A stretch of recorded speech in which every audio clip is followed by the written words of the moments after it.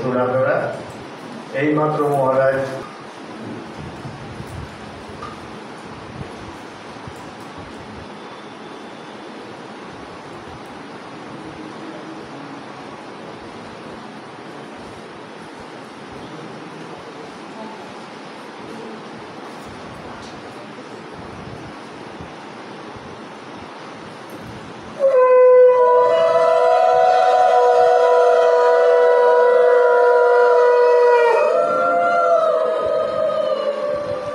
শঙ্কর মণ্ডল পুষ্পস্তবক দিয়ে মহারাজকে বরণ করবেন।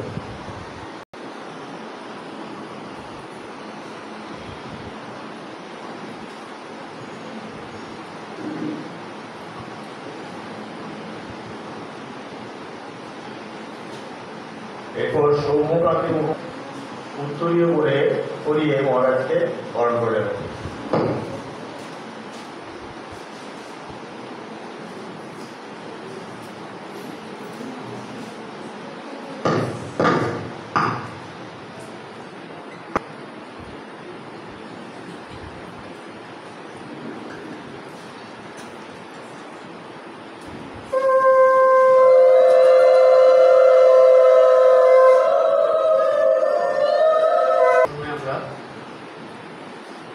ঠাকুর মা স্বামীজি গুরুদেবকে প্রণাম জানাবো, তারপরে আলোচনার মধ্যে যাব।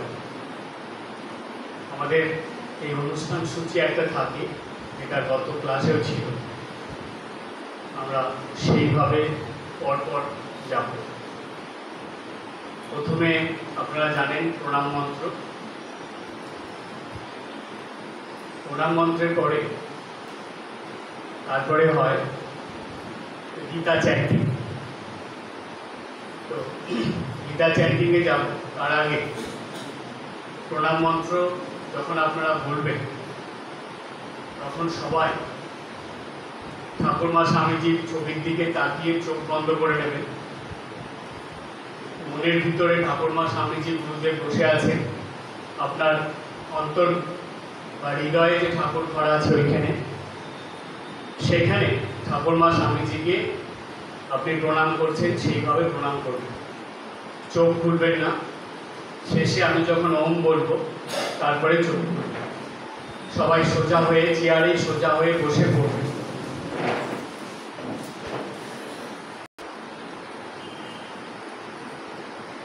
সবাই হাত জোড় করে একটু 1 মিনিট চোখ বুঝি, হাত জোড় করে চোখটা বন্ধ করুন। 1 মিনিট পর আমি শুরু করছি। মনের ভিতরে ঠাকুরমা স্বামীজি গুরুদেবকে বসান।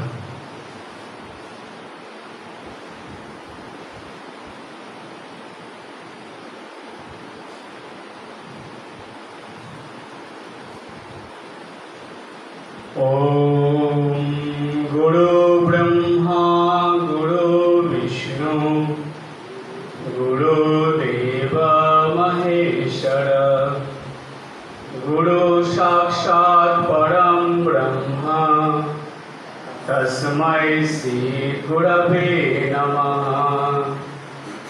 ওম স্থাপকায় চ ধর্মস্য सर्वधर्मस्वरूपिणे अवतार वरिष्ठाय रामकृष्णाय ते नमः।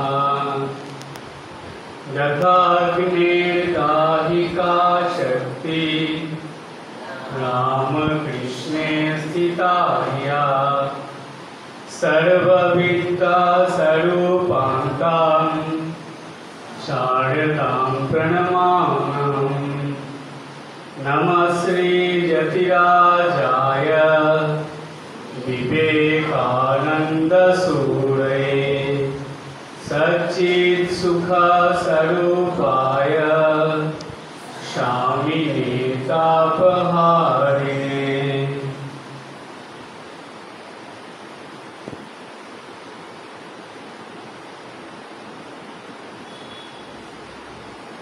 ओम वसुदेव सुतं देवं कंसचाणूरमर्दनं देवकी परमानन्दं कृष्णं वन्दे जगद्गुरुं मूकं करोति वाचालं पङ्गुं लङ्घायते गिरिं यत्कृपातमहं वन्दे परमानन्दमाधवम्।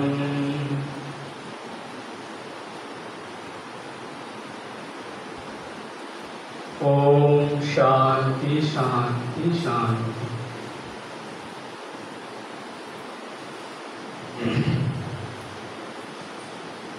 সবার প্রথমে ঠাকুরমা স্বামীজির চরণে আভূমিলুণ্ঠিত প্রণাম জানাই, আমার গুরুদেবের চরণে ভূলুণ্ঠিত প্রণাম জানাই। এখানে উপস্থিত সকল ভক্তদেরকে আমার ভক্তিপূর্ণ নমস্কার। এই বাঁকুড়ায় গান্ধী বিচার পরিষদের যে পাঠচক্র প্রতি মাসে হয়, শ্রী শারদেশ্বরী পাঠচক্র, এটা সেই পাঠচক্রের ৪র্থ নম্বর ক্লাস, ৪ নম্বর। গান্ধী বিচার পরিষদের দিন প্রথম হয়েছিল আমাদের একটা আলাদা জায়গায়, একটি ডাক্তারবাবুর বাড়িতে। তারপরের থেকে এখানে শুরু হয়েছে। প্রতি মাসের দ্বিতীয় রবিবার এখানে পাঠচক্রটা হয়। এটা হলো ভাগবতের আলোচনার ক্লাস বা ভাগবত আলোচনা এখানে হয়। সেই আলোচনাটা একটা নতুন আঙ্গিকে শুরু করা হয়েছে। সেটা হলো যে ঠাকুরমা স্বামীজি জীবনের আলোকে সহজভাবে ভাগবত আলোচনা। এই আলোচনার মধ্যে যেমন আমাদের গদ্যের আকারে বলা হবে, আবার সেটা কিছু কিছু কবিতা বা পদ্যের আকারেও ভাগবতটাকে বলা হবে, যাতে বুঝতে আমাদের সহজ হয়। আর ওই ভাগবতের প্রসঙ্গ ধরে আনুষঙ্গিক অনেক কিছু আপনাদেরকে জানানো হবে, কখনো গল্পের আকারে, কখনো বিভিন্ন ঘটনার মাধ্যম দিয়ে আমরা সেটা জেনে নেব। আজকে ভাগবতে আলোচনায় যাওয়ার আগে আমরা এখন গীতা চ্যান্টিং করব। এখানে প্রথমে আমি দ্বাদশ অধ্যায় করেছিলাম, তারপরে হয়েছিল ষোড়শ অধ্যায়। আজকে আমরা পঞ্চদশ অধ্যায় করব। পঞ্চদশ অধ্যায় দেখবেন বিভিন্ন মঠ মিশনে বিশেষ বিশেষ দিনে যখন ভান্ডারা হয়, তখন দেখবেন এই পঞ্চদশ অধ্যায়টাই মানে চ্যান্টিং করা হয়। ভক্তরাও করেন, সাধু মমচারীরাও করেন। এই পঞ্চদশ অধ্যায়টা কেন এত গুরুত্বপূর্ণ সেটা আমি বলবো। তো তার আগে আমরা সবাই চ্যান্টিংটা করে নেব।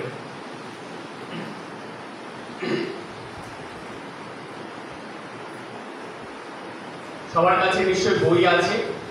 যাদের যাদের কাছে বই আছে আপনারা বইটা একটু দেখবেন।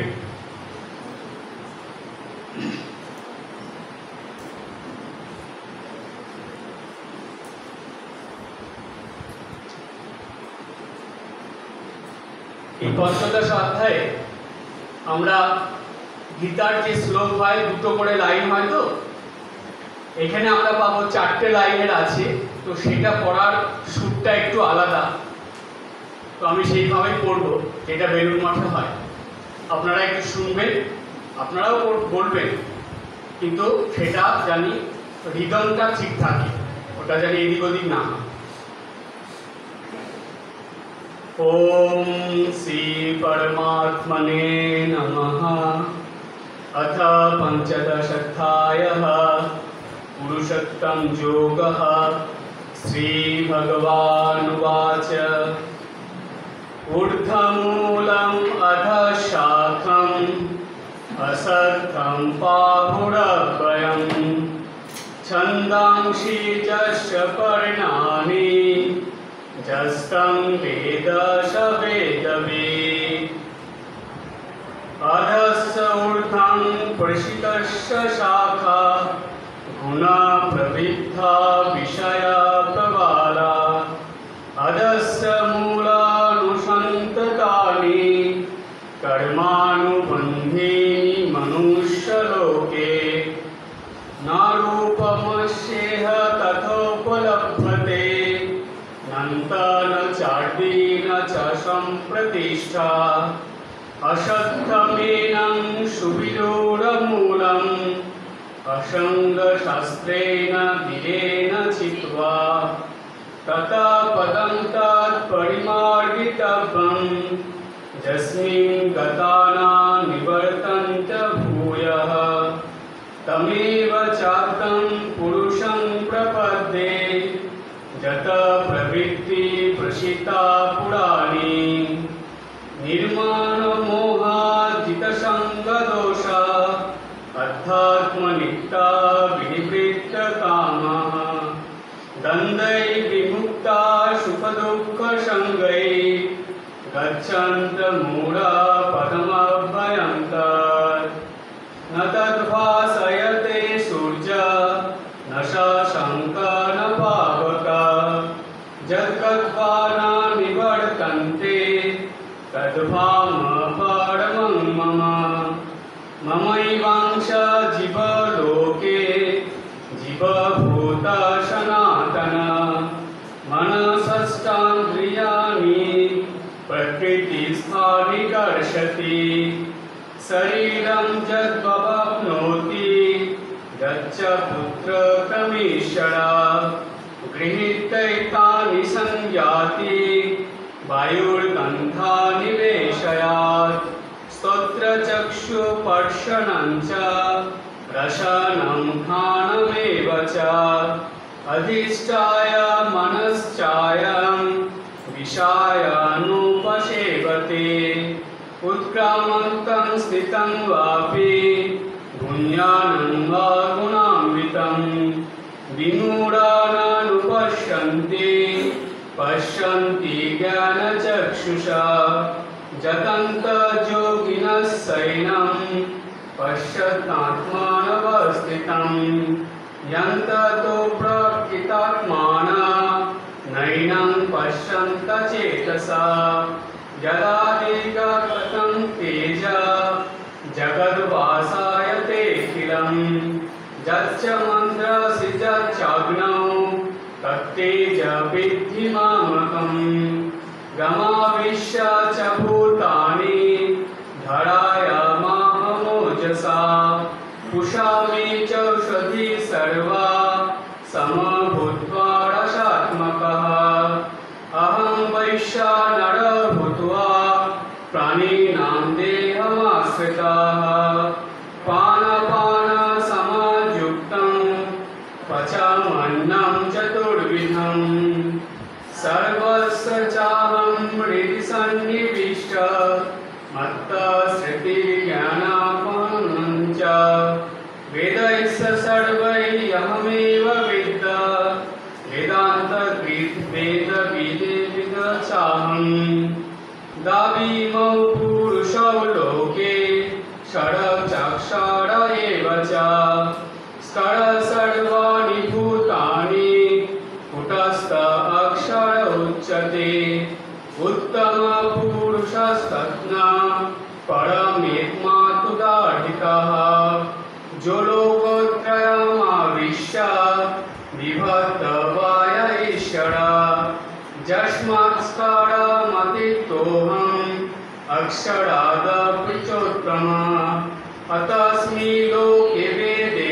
च प्रथितः पुरुषोत्तमः जो मामेव सम्मूढ जानाति पुरुषोत्तमं स सर्वविद भजन्ति मां सर्वभावेन भारत इति उच्यतमं शास्त्रम् इदं मुक्तं मया नघ एतद् बुद्ध बुद्धिमान् स्यात् इतः भारत।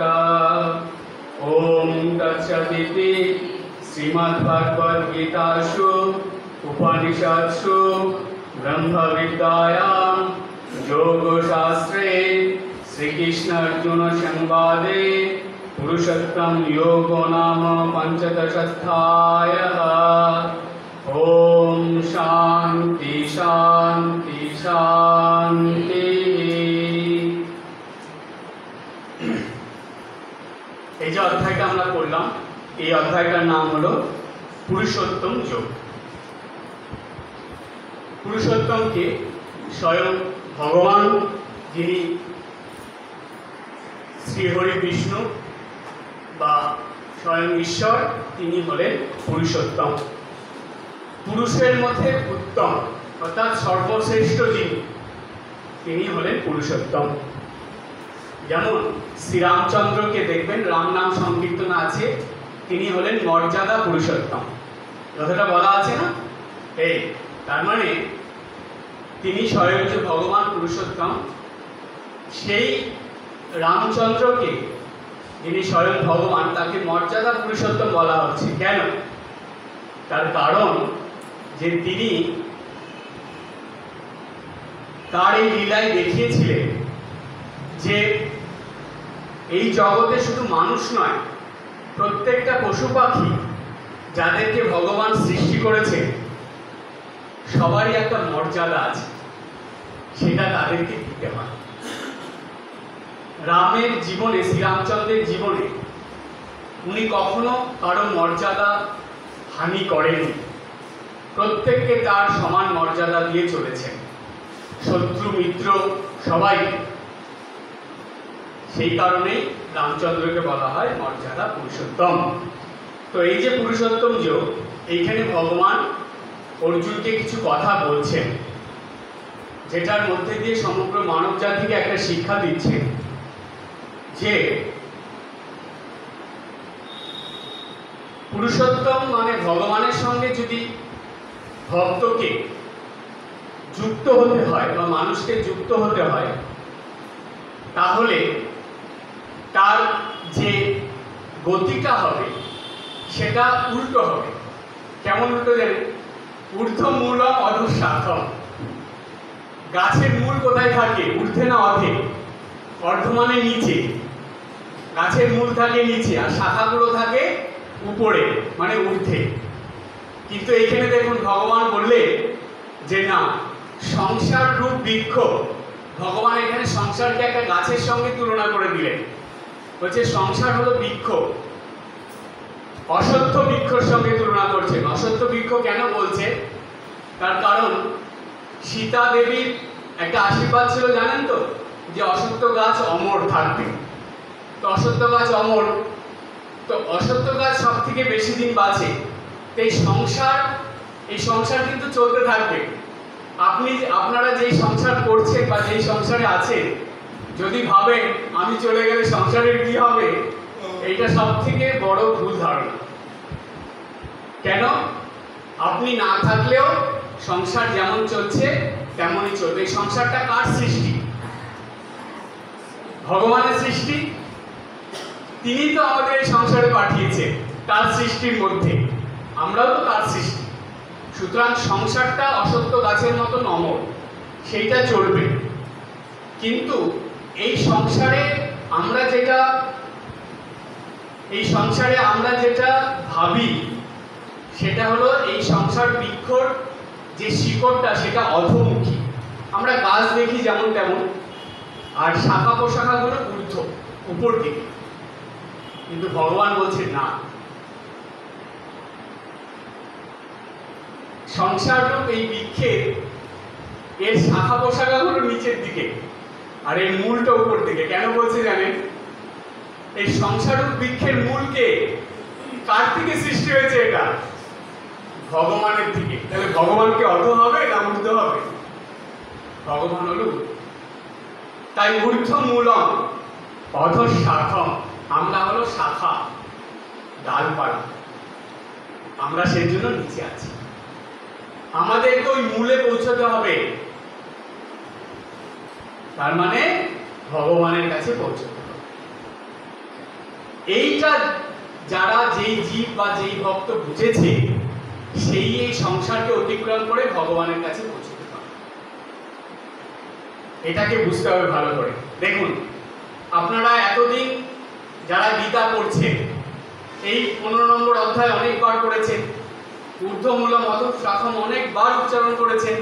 পরিষ্কার করে ভাবুন তো কি ভেবেছেন এর অর্থটা। এর অর্থটা সাধারণভাবে মানুষ ভাবে যে একটা গাছ তার এরকম শাখা প্রশাখার কথা ভগবান এখানে বলছেন, কিন্তু ভগবানের ইঙ্গিতটা কোথায় দেখুন, কোন দিকে তিনি চালনা করেছেন এটাই। সেই জন্য আমরা হলো একটা গাছের শাখা প্রশাখা, কিন্তু এই গাছের যে মূল সেটা হলো উপরে, এই উপরে যে মূলটা সেটাই হলো পুরুষোত্তম, অর্থাৎ স্বয়ং ভগবান ঈশ্বর। এইবার এই ঈশ্বরের কাছে পৌঁছানোর জন্য বিভিন্ন রকম পথের কথা বলা আছে। এই গীতাতে ভগবান বলেছেন যে তিনি কখনো পথ নির্দেশ দিচ্ছেন, যে কখনো বলছেন তিনি কর্মযোগের মধ্যে দিয়ে, কখনো বলছেন তিনি জ্ঞান যোগের মধ্যে দিয়ে, আবার কখনো তিনি বলছেন ভক্তি যোগের মধ্যে দিয়ে। ভক্তরা এখানে একটু প্রশ্ন আসবে মনে, তারা একটু পাজল হয়ে যাবে যে আমরা কোন দিকে এগোবো, কর্মের দিক দিয়ে যাব নাকি ভক্তির দিক দিয়ে যাব, না জ্ঞানের দিক দিয়ে যাব নাকি যোগার দিক দিয়ে যাব, কোন দিক দিয়ে পৌঁছবো ভগবানের কাছে। তখন এই যে ভক্তদের মনের প্রশ্ন, সেটার সমাধান করেছিলেন ব্রহ্মার 4 পুত্র। তারা হলেন মস্ত বড় সন্ন্যাসী রাজ। তারা সেই ব্রহ্মার 4 পুত্রের নাম কি? সনক, সনন্দন, সনাতন, সনৎকুমার। তারা বলেছিলেন যে এই কলিযুগে মানুষকে কোন পথে এগিয়ে সহজভাবে ভগবানের কাছে পৌঁছতে হবে। এবার আমরা সেই ঘটনায় বা সেই ব্যাখ্যার মধ্যে আসি। এবার আমরা প্রবেশ করছি ভাগবতে। গত ক্লাসে আমি বলেছিলাম নবদা ভক্তির কথা, মনে আছে আপনাদের? 9 রকম ভক্তির সাহায্যে আমরা ভগবানের আরাধনা সাধনা করতে পারি এবং ভগবানের কাছে পৌঁছতে পারি। এই 9 রকম ভক্তির কথা শুনে নারদের মুখ থেকে শুনেছিলেন ভক্তি দেবী। ভক্তি দেবী শোনার পরে ভক্তি দেবী খুব উৎফুল্ল হয়ে উঠলেন। তিনি তখন ভাবলেন, নারদ বলছে যে স্বয়ং ভগবান এটা করে দিয়ে গেছে। তিনি যখন দাপর যুগে এসেছিলেন তখন তিনি এর সূত্রপাত করে দিয়ে গেছেন, যে ভক্তির দ্বারাই মানুষ ঈশ্বরের কাছে সহজে পৌঁছতে পারে। কিন্তু ভক্তির মধ্যে অনেক ভাগ হয়ে গেল। কোন রকম ভক্তির দ্বারা মানুষ পৌঁছবে, ভক্তিটা কি, কিভাবে ভক্তি করবে, এই নিয়ে অনেক রকম প্রশ্ন মানুষের মনে আসে। এর উত্তর দেওয়ার জন্য আবার ভগবান আসলেন। তিনি আসলেন নবদ্বীপ ধামে চৈতন্য মহাপ্রভু হয়ে। তিনি এসে মানুষকে 9 রকম ভক্তির পথ দেখালেন, যেটা নবদা ভক্তি নামে পরিচিত হল। তিনি বললেন যে ভক্তরা 9 রকম ভক্তির দ্বারা ভগবানের কাছে পৌঁছতে পারে। সেটা নিয়ে আমি গত ক্লাসে আলোচনা করেছিলাম, আপনারা পেয়ে যাবেন, এটা ইউটিউবে আছে। আজকে আর ওই প্রসঙ্গে যাচ্ছি না, পরের প্রসঙ্গে আসছি। তো নারদের মুখে এই কথা শুনে ভক্তি দেবী খুব খুশি হলেন, প্রসন্ন হলেন। হয়ে তিনি তখন নারদ ঋষিকে বলছেন যে আচ্ছা, আপনি তো আমার মনের যে দুঃখ কষ্ট ছিল সেটাকে দূর করলেন, আমি বুঝলাম আমার স্থানটা কোথায়। কিন্তু আমার যেই 2 পুত্র আছে, জ্ঞান এবং বৈরাগ্য, এরা তো মূর্ছিত হয়ে আছে। এদেরকে জাগানোর চেষ্টা করুন, আপনি এর জন্য কিছু ব্যবস্থা করুন। তখন নারদ ঋষি কি করলেন? তিনি বলছেন যে হ্যাঁ ভক্তি দেবী, আমি চেষ্টা করছি এদেরকে জাগিয়ে তুলব। তখন নারদ ঋষি নারায়ণের নাম স্মরণ করে গীতা পাঠ করলেন। গীতা পাঠের ফলে জ্ঞান বৈরাগ্য জেগে উঠল, কিন্তু তাদের তন্দ্রাচ্ছন্ন হয়ে আছে। তারা ঘুম থেকে জেগে উঠলে যেমন মানুষ তন্দ্রাচ্ছন্ন হয়ে থাকে, সেই রকম। এইবার নারদ চিন্তায় পড়ে গেল যে সে ভক্তির কথা শোনালো, নারায়ণের নাম করলো, গীতার চ্যান্টিং করলো, স্বয়ং ভগবানের কথা বললো, তারপরেও তারা সজাগ হয়ে উঠছে না। উঠলো কিন্তু মূর্ছিত হয়ে আছে। এদের আবার উৎফুল্লতার অবস্থায় ফেরানো যাবে কি করে? খুব চিন্তায় পড়ে গেলেন নারদ। চিন্তায় পড়ে নারদ ভাবছে যে তিনি এর জন্য ধ্যানে বসবেন, যে উপায়টা খুঁজে বের করবেন। তো নারদ তো নারায়ণের শরণাপন্ন হয়ে সবকিছু করে। যখন ভাবছে, নারদের মন খুব খারাপ হয়ে গেছে যে তার প্রতি ভক্তি দেবীর এত বিশ্বাস ছিল, কিন্তু সে জ্ঞান বৈরাগ্যকে আগের অবস্থায় ফিরিয়ে আনতে পারল না। তখন নারদ যখন ধ্যানে বসবে, সেই সময় একটা আকাশ বাণী হলো, অর্থাৎ একটা দৈব বাণী হলো। সেখানে নারদ শুনলেন, নারদকে বলছে যে তুমি নারায়ণের শরণ নিয়ে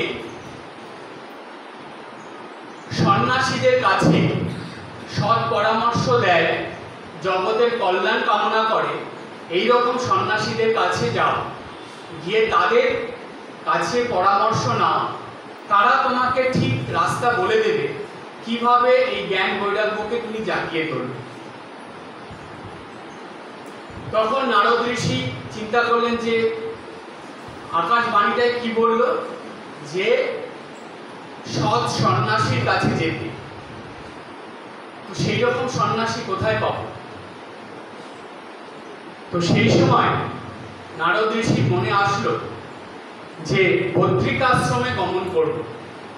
সেই বদ্রিকাশ্রম মুনি ঋষি সন্ন্যাসীদের স্থান, ওইখানে সন্ন্যাসীদের পাওয়া যাবে।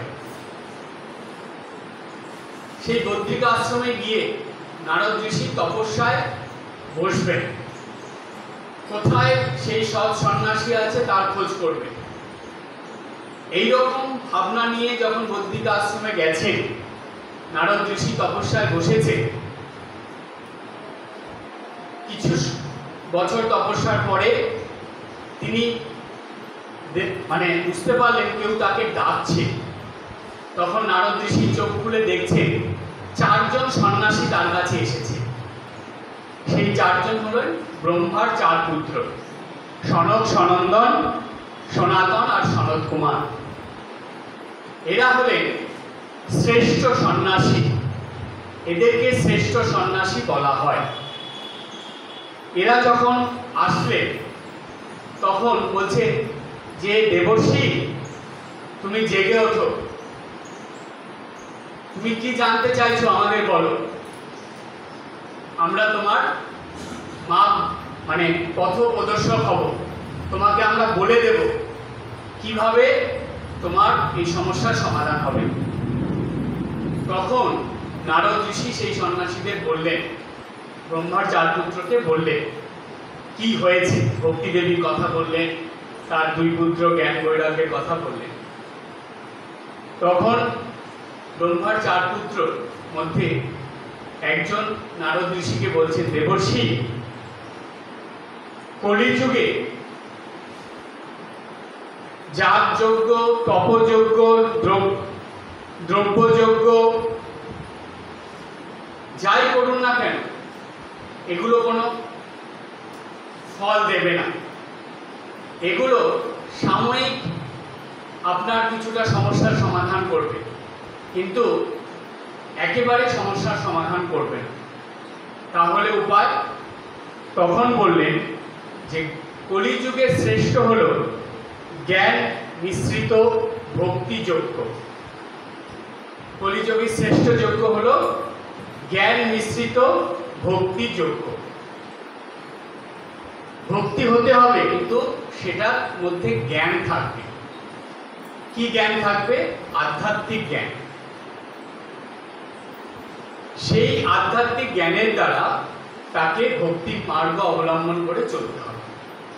সেই জন্য বলা হলো যে জ্ঞান মিশ্রিত ভক্তিযোগ্য সুখের বদনে ভাগবত কথা হয় অমৃত বর্ষণে। সুকমুনি ভাগবত কথা বলেছিলেন। ভাগবত কথা বা ভাগবত প্রসঙ্গ মানেই জ্ঞান মিশ্রিত ভক্তির প্রসঙ্গ।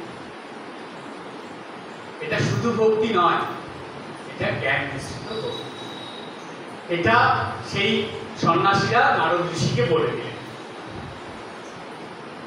তো তখন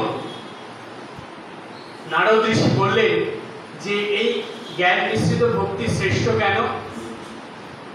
সেই সন্ন্যাসীরা তখন নারদ ঋষিকে বলল, ভগবত কথা বেদ হতে ভিন্ন, কিন্তু তার ফলরূপে শ্রেষ্ঠতাই অন্য। বলছে এই যে ভাগবত কথা, এটা বেদের থেকেও শ্রেষ্ঠ। কেন?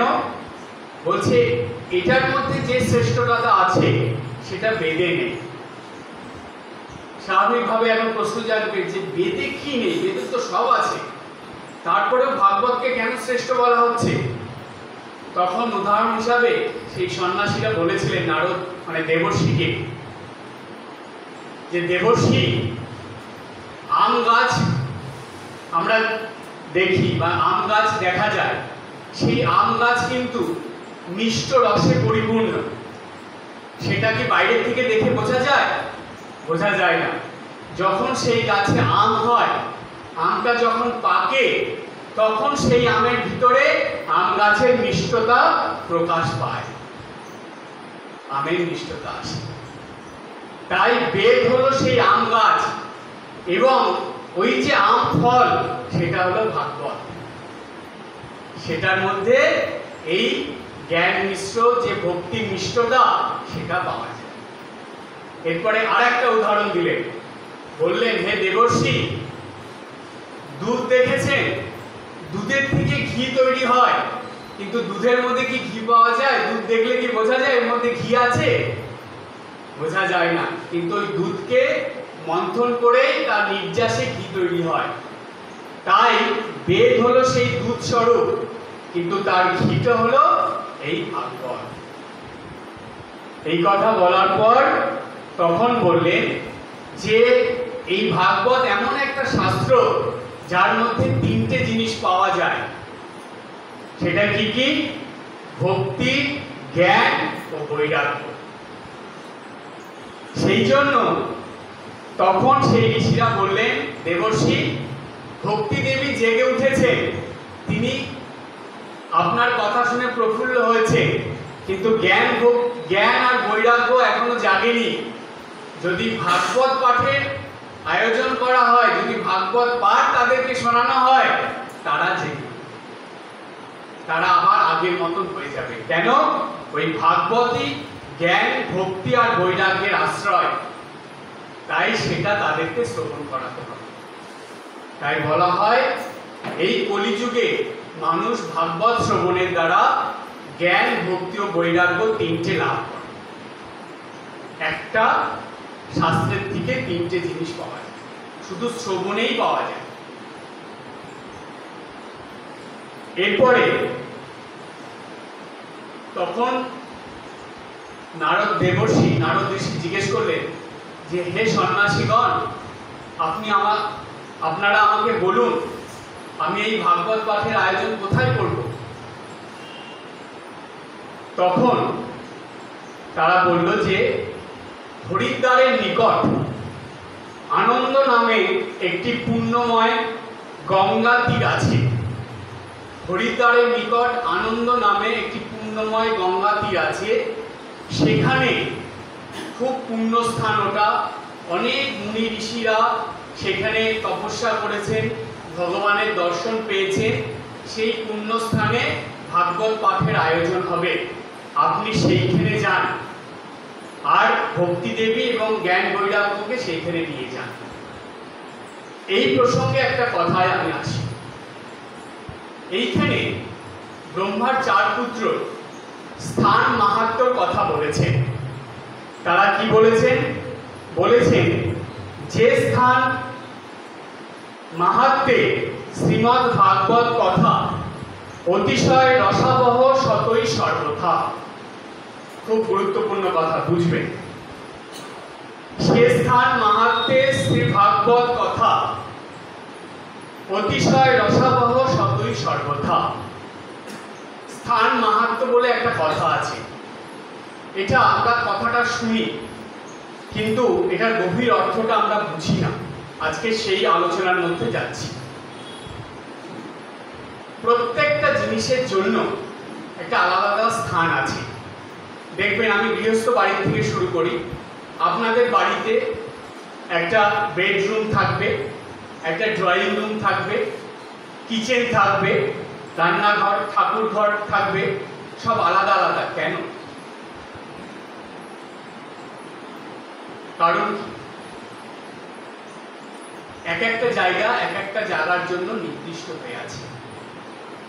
ঠাকুর ঘরটা তো ডাইনিং ঘর নয়, তাই না? খাওয়ার জায়গা নয়। আবার বেডরুমটা খাওয়ার ঘর নয়, তাই তো? এই যে আমরা ভাগ ভাগ করে দিয়েছি, বাড়িতে সংসারে আপনারা করেন কেন? এই জায়গাটা এই কাজের জন্য ব্যবহার করেন। ঠিক তেমনি আশ্রমে এসে দেখবেন, আশ্রমেও আমাদের বিভিন্ন রকম ভাগ থাকে, তাই তো? সেখানে কি হয়? সেখানে মন্দির আলাদা থাকে, আমাদের অফিস আলাদা থাকে, খাওয়ার জায়গা আলাদা থাকে, এসব আলাদা আলাদা থাকে। আছে এবার বলা হয় যে কোনো গৃহস্থ বাড়ি গেলে সবার আগে সেই বাড়িতে গিয়ে সেই ঠাকুর ঘরে প্রণাম করতে হয়, এটা নিয়ম।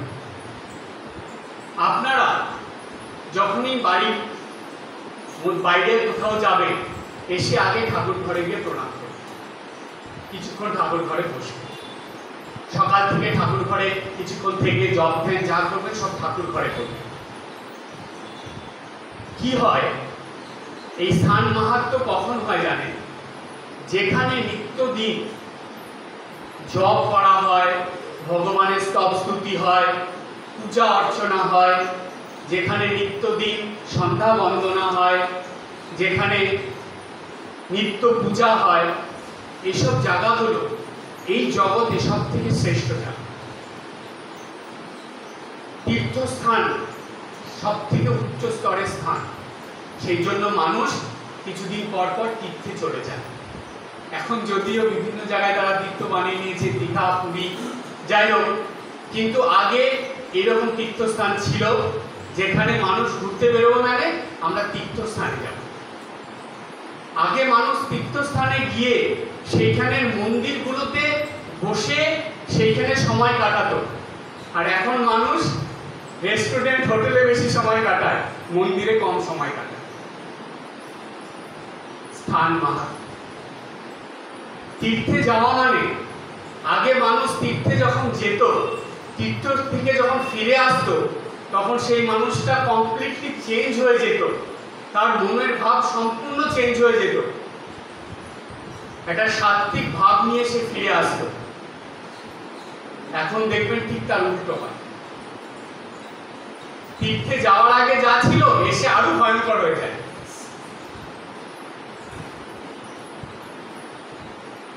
স্থান মাহাত্ম্য মানে কি জানেন? আমি আমার নিজের কথা বলি।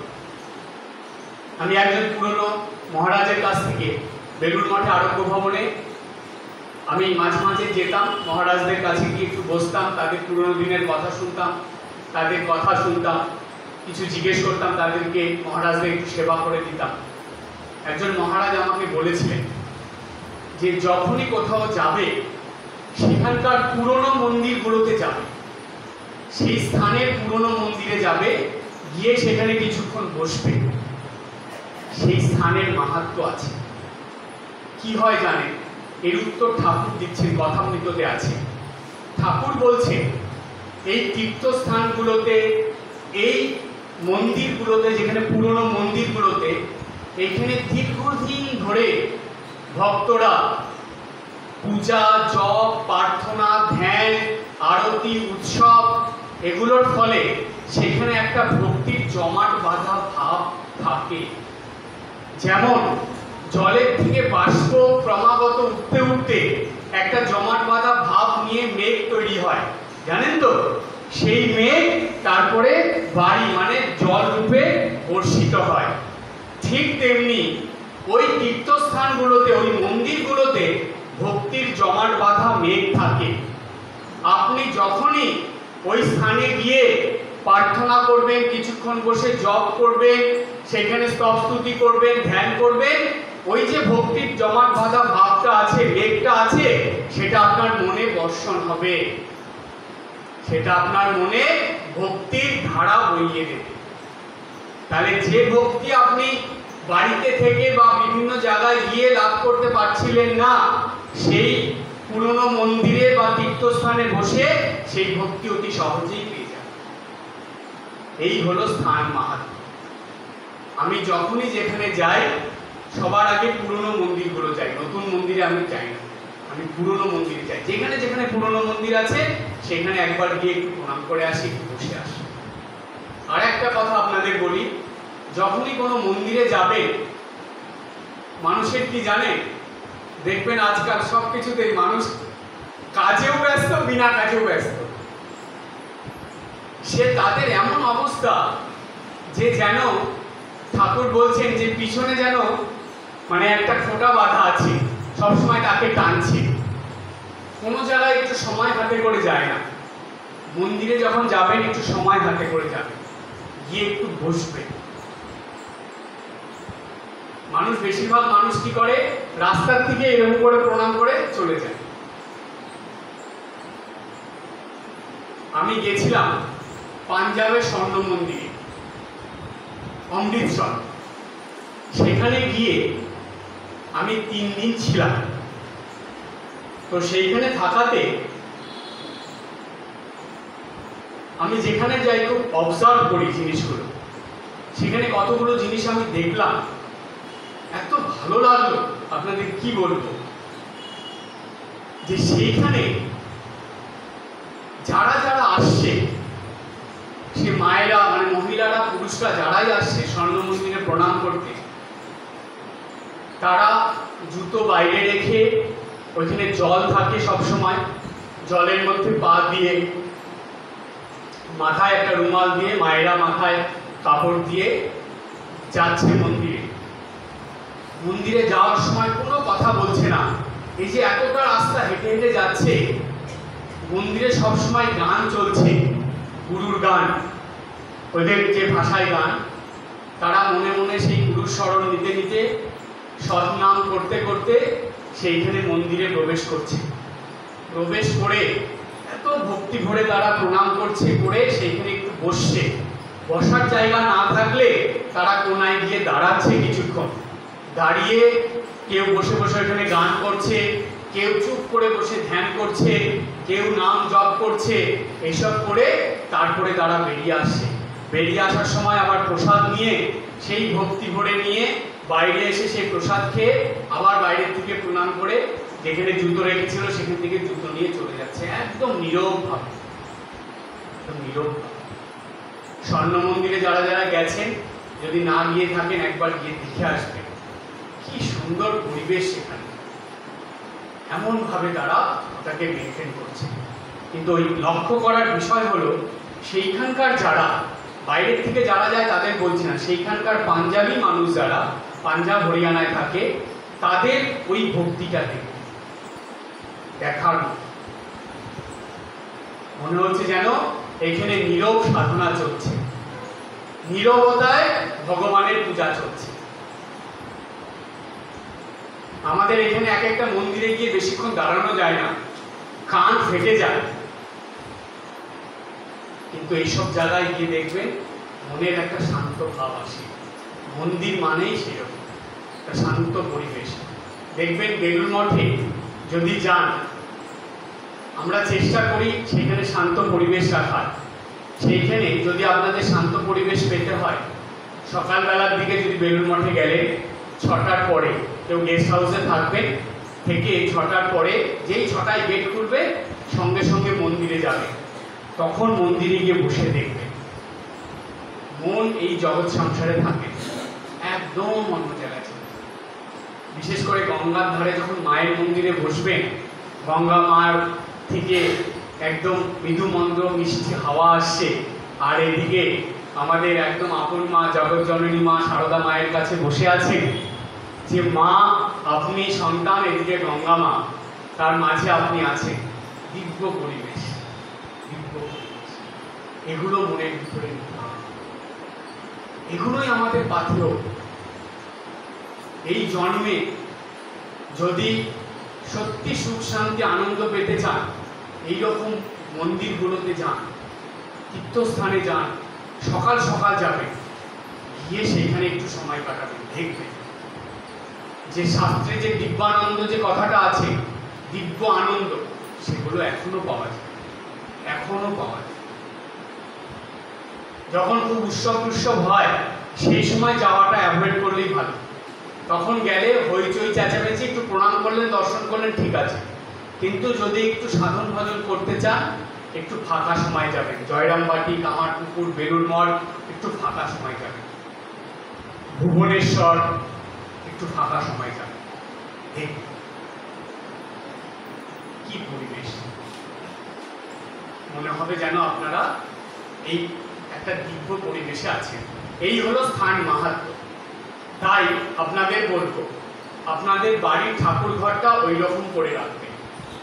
সেখানে অন্য কিচ্ছু না, শুধু জপ, ধ্যান, প্রার্থনা, নিত্য পূজা, সন্ধ্যা বন্দন। আর যদি আপনি কথামৃত মায়ের কথা পড়েন, তাহলে ওইখানে বসেই পড়বেন ওই ঠাকুর ঘরে। আর ওইখানে সবসময় শুদ্ধতা, পবিত্রতা একটু মেনে চলবে, এরও একটা দরকার আছে। তো যাই হোক, এই যে স্থান মাহাত্ম্যর কথা, এই ব্রহ্মার যে 4 পুত্র শ্রেষ্ঠ সন্ন্যাসী, তারা বলে দিলেন তাকে, নারদ ঋষিকে। তখন সেই নারদ ঋষি সেই ভাগবত কথা শ্রবণের জন্য সেইখানে ছুটলেন। নারদ ঋষির সঙ্গে ভক্তি দেবী, জ্ঞান, বৈরাগ্য যাচ্ছে। যেতে যেতে তারা সবাই অবাক হয়ে গেছে, নারদ ঋষি অবাক হয়ে যাচ্ছে। এদিকে ব্রহ্মার 4 পুত্রও যাচ্ছে সেইখানে। কোথায় বললাম সেই জায়গাটা? যে গঙ্গার ধারে যে আনন্দ নামক যে স্থানটা, সেইখানে গিয়ে যেতে যেতে তারা অবাক হয়ে যাচ্ছে। কেন? যে তারা দেখছে যে সেইখানে কারা যাচ্ছে না, সবাই দলে দলে যাচ্ছে সেই ভাগবত কথা শ্রবণের জন্য। দেখছে মুনিরা যাচ্ছে, ঋষিরা যাচ্ছে, দেব যাচ্ছে, দেবীরা যাচ্ছে, মানব যাচ্ছে, কিন্নর, গন্ধর্ব কিচ্ছু বাদ নেই, সবাই দলে দলে ছুটছে সেই ভাগবত কথা শ্রবণের জন্য।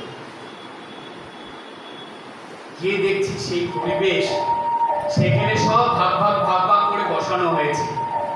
সেখানে মানুষ সবাই, দেবতারা একদিকে বসে আছেন, দেবীরা বসে আছেন, সন্ন্যাসীরা বসে আছেন, ব্রহ্মচারীরা বসে আছেন, গন্ধর্ব লোক থেকে যারা এসে তারা বসে আছে, তারপরে মুনিরা বসে আছে, এমনকি যারা মানবীরা এসেছে, মানুষরা, তারা বসে আছে।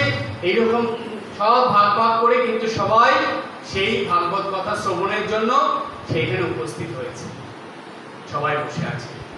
সেখানে নারদ ঋষি একটু অবাক হলেন যে এত মানুষ এই কথা শুনতে এসেছে। ভক্তি দেবীর খুব আনন্দ, ভাগবত কথার মধ্যে ভক্তি কথা হবে। সেই সময় বলছে যে এই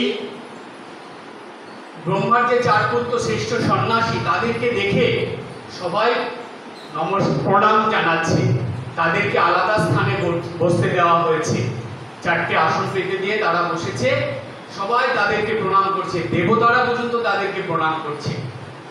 প্রণাম করে এইবার নারদ ঋষি জিজ্ঞেস করছেন যে এই যে ভাগবত শাস্ত্র, এই সম্বন্ধে আপনি কিছু বলুন, আপনারা কিছু বলুন। তখন সেই সন্ন্যাসী 4 জন, তারা ছিলেন ব্রহ্মা 4 পুত্র, তারা বলছে যে 12 স্কন্ধে 18 সহস্র শ্লোকে পূর্ণ এই শ্রীমদ্ ভাগবত শাস্ত্র। আবার বলে দিই, 12 স্কন্ধ মানে এক একটা যে বই, সেটা 12টা বই আছে ভাগবতে, 12টা স্কন্ধ মানে এক একটার মধ্যে ভগবানের কথা, লীলা এমনভাবে আছে, সেটা নিয়ে 12টা ভাগ হয়েছে। সেই 12টা ভাগের মধ্যে 18 সহস্র শ্লোক, 18 সহস্র শ্লোক কটা?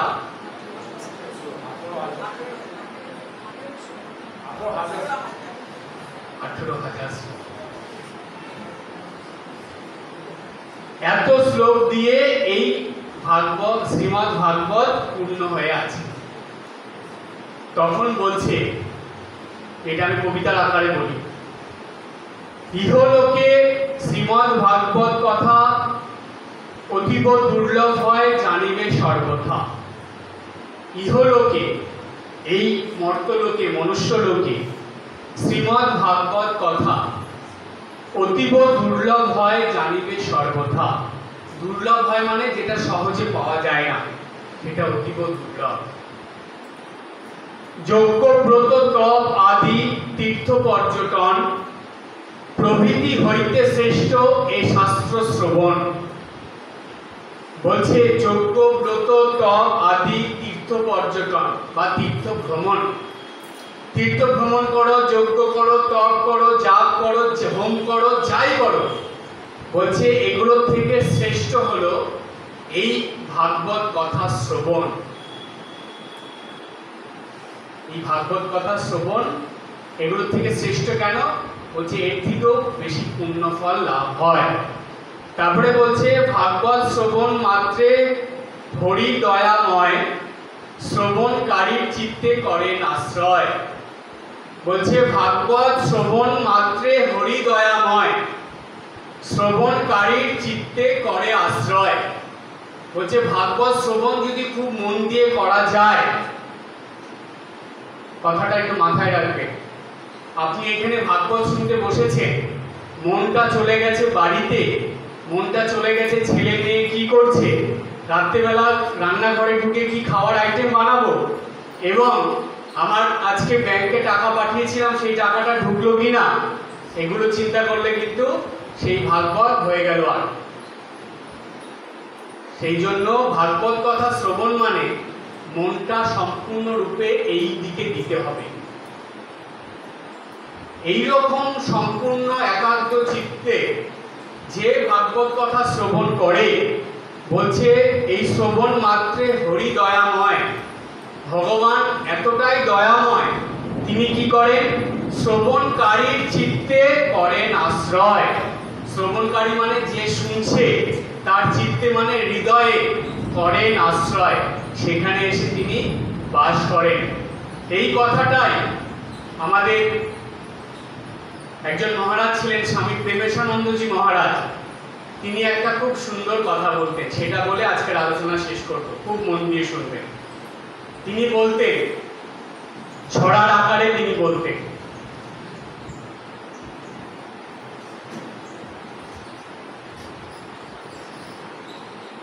পুণ্য কথা মানবগণ যখন করে শ্রবণ, সেই মুহূর্তে সেই দেহ হয় নারায়ণ। পুণ্য কথা মানবগণ যখন করে শ্রবণ, সেই মুহূর্তে সেই দেহ হয় নারায়ণ। এই যে পুণ্য কথা শ্রবণ করলে জানবেন আপনার ভিতরে যে সাত্ত্বিক ভাব উদয় হয়েছে, এই সাত্ত্বিক ভাব উদয় হয়েছে বলেই আপনি আজকে এই দুর্যোগের দিনেও বাড়ির থেকে এইখানে এসেছেন। এটাকে আপনাকে যে এইখানে আসতে হয়েছে, এটা কিভাবে এসেছেন জানেন? আপনার মনের ভিতরে সাত্ত্বিক ভাব এসেছে, আপনি এইখানে সাধু বাক্য শুনবেন, সেই ভাবের শক্তি যেটা ভগবান আপনাকে এইখানে নিয়ে এসেছে। আরো অনেক মানুষ শুনেছে কিন্তু তারা আসেনি, কেন? তাদের মধ্যে সেই সাত্ত্বিক ভাব আসেনি, যেই সাত্ত্বিক ভাব তাদেরকে এইখানে নিয়ে আসে। জানবেন এই সাত্ত্বিক ভাব ভগবানের কাছ থেকে আসে এবং এটা সব থেকে উত্তম ভাব। আর সাত্ত্বিক ভাব যতক্ষণ মানুষের মধ্যে না আসে ততক্ষণ জপ, ধ্যান, প্রার্থনা, পূজা, ভগবত কথা শ্রবণ কিচ্ছু হয় না। এই ভাব আসে বলেই এই শ্রবণ হয়।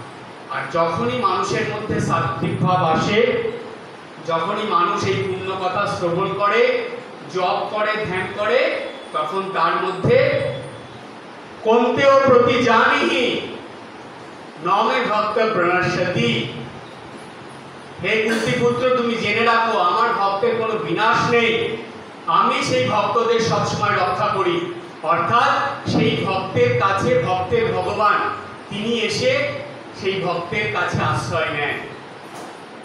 সেই জন্য 18 নম্বর অধ্যায়ের শেষে ভগবান অর্জুনকে বললেন, অর্জুনের দ্বারা সমগ্র মানব জাতিকে, সমস্ত ভক্তের উদ্দেশ্যে ভগবান বললেন যে আমি সকল ভক্তের বা সকল মানুষের, সকল জীবের হৃদয়ে বাস করি। আছে না কথাটা? তিনি আছেন বলেই আপনার এইগুলো সব হচ্ছে। তাই যখন যখন মানুষ জপ করে, ধ্যান করে, প্রার্থনা করে, পূজা করে, ভগবত কথা শ্রবণ করে, তখন জানবেন তার হৃদয়ে ভগবান বিশেষ রূপে আশ্রয় গ্রহণ করে, অর্থাৎ ভগবানের শক্তি বিশেষ রূপে কাজ করে। তাই এখানে বললেন ভাগবত শ্রবণ মাত্রে হরি দয়াময়, শ্রবণকারী চিত্তে করেন আশ্রয়। সুতরাং আপনারা খুব ভাগ্যবান যে আজকে এই দুর্যোগের দিনেও আপনারা এখানে এসে ভাগবত কথা শ্রবণ করলেন। এই ভাগবতের ভূমিকা এই 4টে ক্লাস নিয়ে চলল। এর পরের ক্লাস থেকে এবার আমরা ভাগবতের মূল প্রসঙ্গের মধ্যে যাব। তার কারণ কি জানেন? কারণ হলো, আমি যদি প্রথমেই মূল প্রসঙ্গে যেতাম আপনাদের ভালো লাগতো। আপনারা একটা কাজ করবেন, সেটা হলো এর পরের ক্লাসে আসার আগে দেখবেন ইউটিউবে এই ভাগবতের এই 4টে, এর আগে যে 3টে ক্লাস হয়েছে সেই ক্লাসগুলোর রেকর্ড আছে ইউটিউবে, সেগুলো একটু সময় করে শুনে আসবেন। আবার 1 মাস পরে তো, 1 মাসের মধ্যে একটু শুনে নেবেন, দেখবেন এর পরের ক্লাসটা আপনাদের খুব ভালো লাগবে। মানে আপনারা সূত্রটা পেয়ে যাবেন, তখন মনে হবে না যে হঠাৎ করে মহারাজ কোথা থেকে বলছে, তখন ওই সূত্রটা পেয়ে যাবেন। ঠিক আছে? সবাই ভালো থাকবেন, হাসি খুশি আনন্দে থাকবেন। আজকে এই পর্যন্ত। ওম জননীং শারদাং দেবী রামকৃষ্ণং জগদ্গুরুং পাদপদ্মে তয়ো শ্রিত্বা প্রণমামি মুহুর্মুহুঃ, প্রণমামি মুহুর্মুহুঃ। ওম শান্তি শান্তি শান্তি। হরি ওম তৎসৎ। শ্রীরামকৃষ্ণার্পণমস্তু।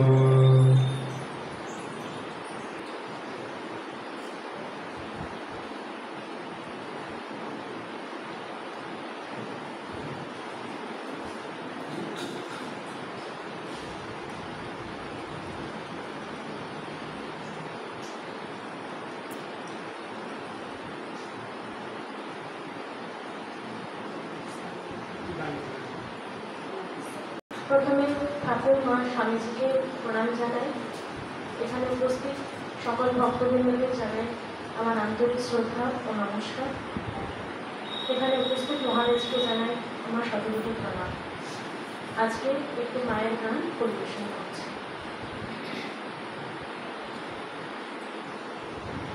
যেখানে মায়ের নাম সেখানে আনন্দধাম, আনন্দম শুধু আনন্দম। যেখানে মায়ের নাম সেখানে আনন্দধাম, আনন্দম শুধু আনন্দম। যেখানে মায়ের গান সেখানে জুড়ায় প্রাণ, আনন্দম শুধু আনন্দম। যেখানে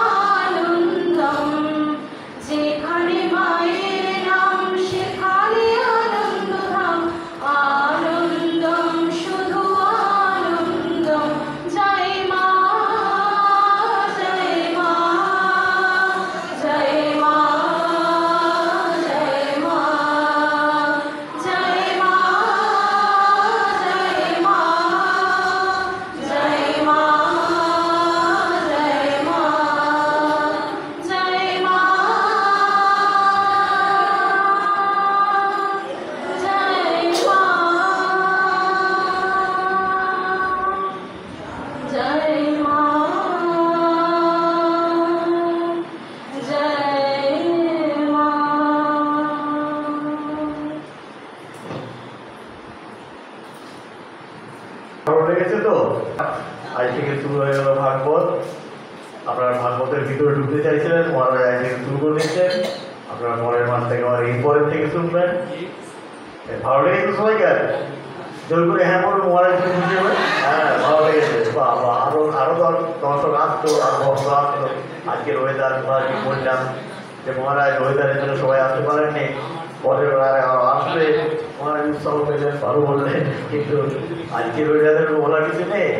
যাই হোক, এবার মহারাজের প্রোগ্রাম হবে। আপনারা লাইন দিয়ে দাঁড়ান, ওয়েদার একটা লাইন করুন, একটা লাইন করুন। আচ্ছা, নিন আর পানবাবু মাইকের ব্যবস্থা